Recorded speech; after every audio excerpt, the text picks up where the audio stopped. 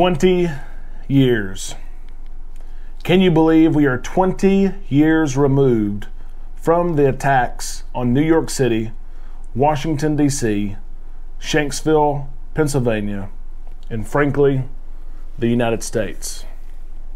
It's so hard to believe.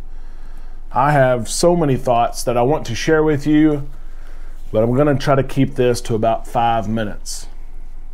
You'll see behind me two things. Hopefully what stands out is the United States flag.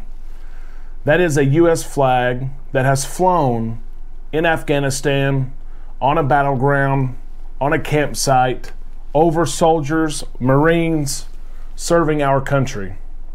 The certificate below it has a line that I love. It says that this flag was flown in the face of the enemy. It was flown in 2011. You'll also see a clear jar up there beside the flag. That is from the Fire Department of New York. It was a fundraiser that I bid on and won several years ago that has pieces of the Twin Towers from New York City. I look at them every single day. I look at them especially today. Can you believe it's been 20 years? I know that you remember exactly where you were as the attacks unfolded. As you watched the news, what we thought was an accident turned into terror. And what was terror turned into horror in our lives, in our homes, and in our country.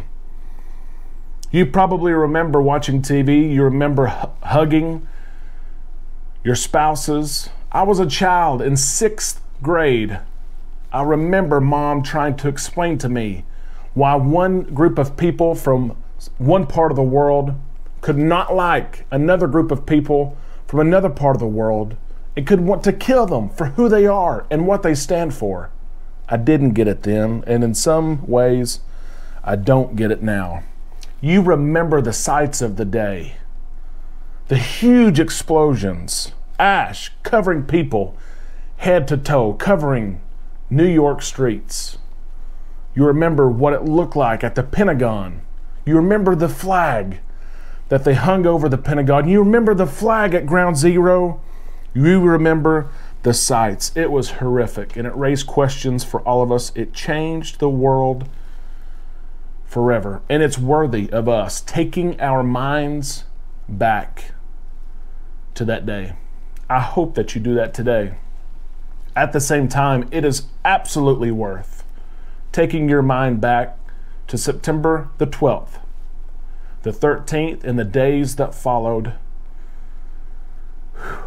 Those were some amazing days. Americans came together. The president's approval rating was over 90% the week following 9/11. People flew flags in their yard. They painted the windows on their cars. They put magnets on their cars. People helped each other, opened the door for one another, said hello to each other. What a time it was. You remember the sense of unity that came on September the 12th and moving forward. Do you remember George Bush throwing out the first pitch and in Game 3, the opening pitch? Game 3 in 2001, the New York Yankees were in the World Series. It was the first home game. And President Bush, I will have a link below. Look it up. Look it up. An amazing story. A lot of people don't know George Bush walked out there and had all sorts of bulletproof gear and vest and all kinds of stuff strapped in over him. There was tight security. He walked out there to the mound at Yankee Stadium and threw one right down the middle. I remember it in 6th grade and thought, oh my goodness, what a moment. You remember the New England Patriots winning the Super Bowl. The Patriots! Just after 2001, the attacks that unfolded. I remember it. Do you remember the night of shock and awe? I remember watching TV, and we're watching live. I'll put the video below. The night of shock And most people remember 9/11 each year as a day of evil. And certainly there was evil present on that day. Too much of it. Can we choose to also remember it differently? Can we remember the good that came from it? Hundreds of men and women sacrificed themselves, their bodies, their lives, serving and responding to calls, to needs, to pleas from others. Several frontline workers, firefighters, police officers, EMT workers were killed simply trying to help others. See the good. See the good of communities coming together, both small communities and America's largest cities coming together for good.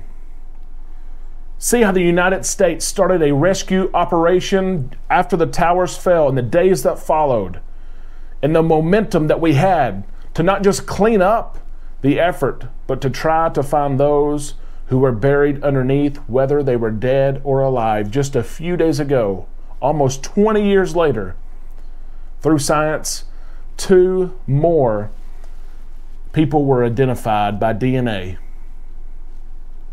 See the good.